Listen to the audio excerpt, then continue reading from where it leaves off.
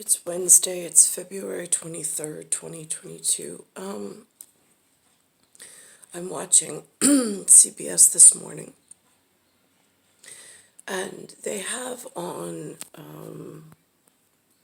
the level of medical care, which, again, I have an issue with the psychiatric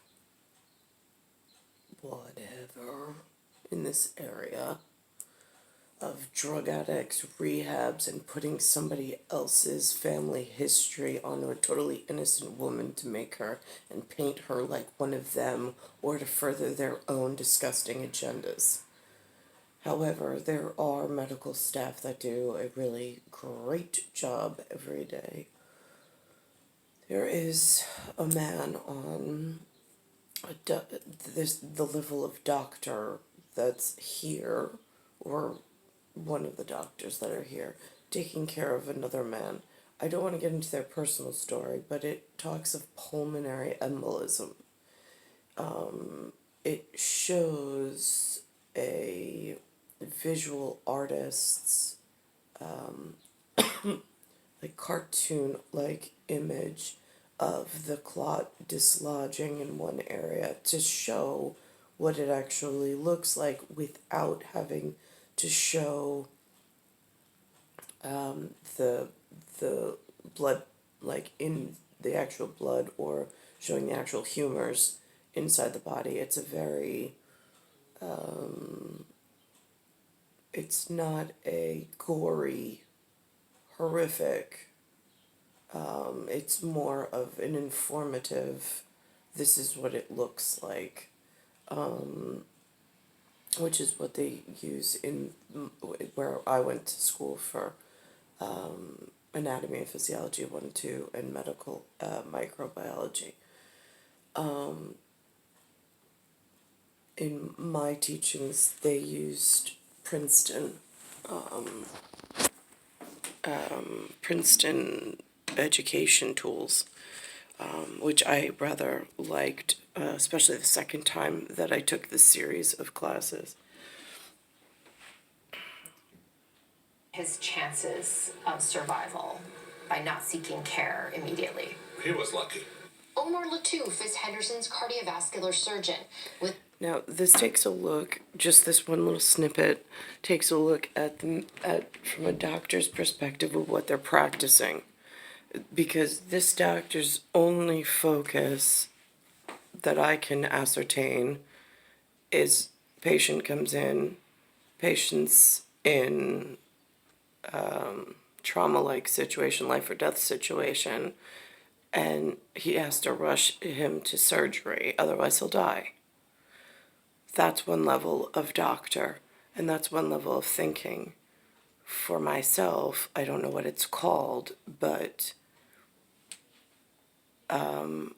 I look at this training, and this train of thought, and the thought pattern of how the cycle works between pre-medical, studying for whatever, and in their situation. I've heard interviews several times before on what their process is to get people into the surgery room in order to fix it, not money motivated necessarily. What I talk of is more private practice. It's definitely something that's hyper focused on the Fish Island and Fishbowl where I am. I don't know how the rest of the country handles it, but mine's from real life experience. So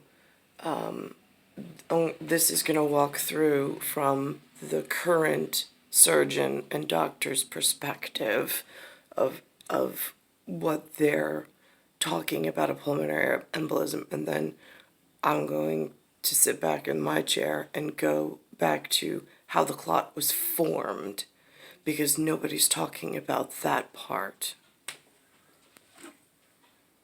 Within 30 minutes of meeting his patient, he was ready to operate. I think if he had waited any longer, he would have died. I think he could have gone to sleep and never woken up. Henderson had a pulmonary embolism, a dangerous blood clot that often starts in the leg and travels through the heart to the lungs. A large clot blocks blood flow, causing the right side of the heart to fail as it tries to pump against the massive blockage. In certain cases, this can lead to cardiac arrest and possibly death. So they perform a surgery, which I'm not going into. And that was Mount Sinai, Morningside, it said in the... They go into a personal story, which I'm not going into.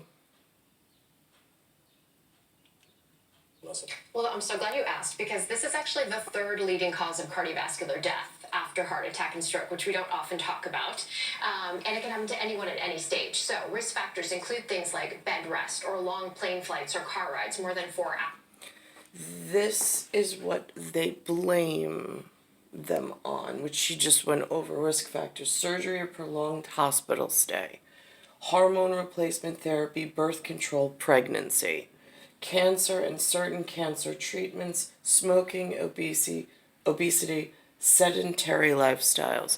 There is nowhere on this list where they actually address microwave frequencies.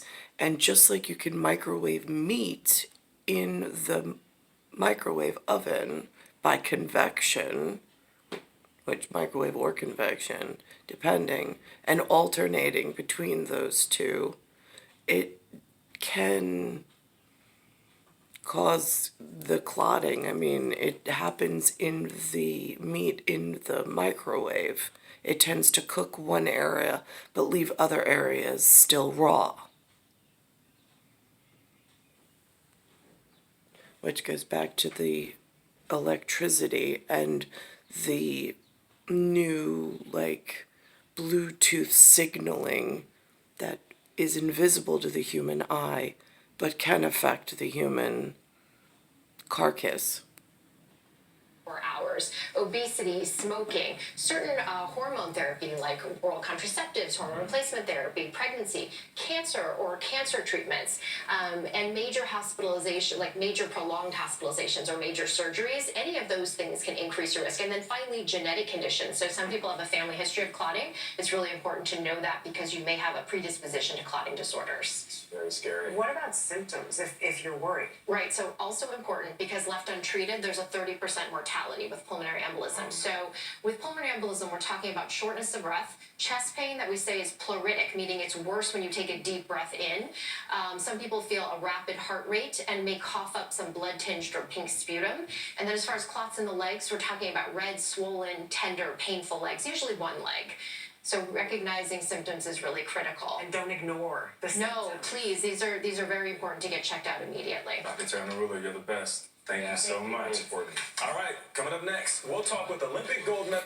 So now in this area, I guess customary, there's the medical board or college, I don't know, I've polled or asked doctors before, and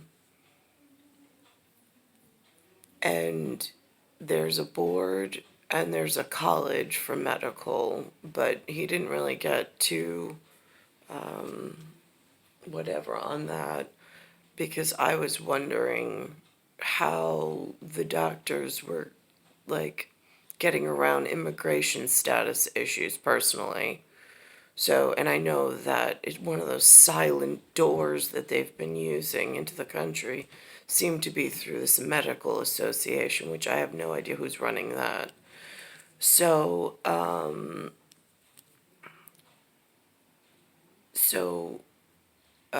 that's one set of circumstances. So someone, the board or the college, is teaching the doctors in this not the surgeon, but the table talk of what to say to the general public or the mass public, which I understand.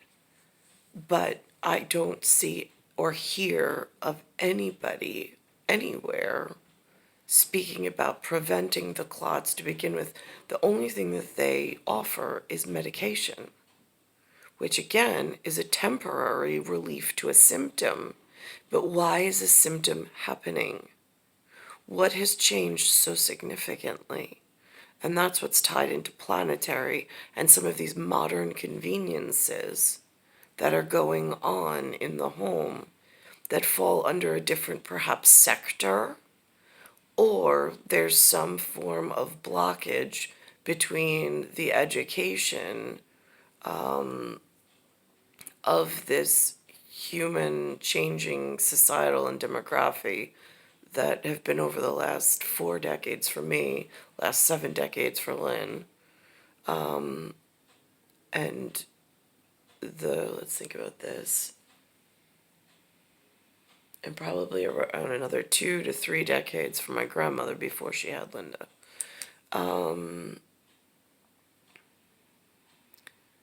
So that's the part of this that gets really daunting, is that I know I'm suffering from anemia, but nobody can tell me why. Where does anemia begin with? Is it due to radiological? Is it due to some of the poisons that are in the food, or that are preservatives, that are a necessity technically only because the system is degraded so bad? I mean, it gets into this really weird, like, gray area, which is why I'm wearing gray and I'm wearing black and white at the moment, because I don't know how to speak on it and raise a hand and go, there's like one step further, but I don't know who to speak to about it, because I don't want to have a clot created, which is why I try to walk as much as I do. But it's a really frightening variable that that is totally out of household control at this point. I mean, like, there's no way internally in a house that I'm aware of to control the signal and the house from getting these electric shocks that crack inside the walls. And I know there's a lot of Bluetooth devices that have been added in. Lou and Lynn are like, you can't even have a conversation with them about it, because they're not wired to even be open-minded or open-eared or open-heart to follow my line or train of thought. They just want me to shut up and just go be crazy somewhere else. And I'm like, it's really not crazy when you understand how the body machine works and then you see these physical changes. Star 1978, Star 8378, Nicole, Cattaruzza, it's Earth, Solar System, Milky Way, Universe, Galaxies, Broken. It's Bayside Station, Bayside, New York, 11361.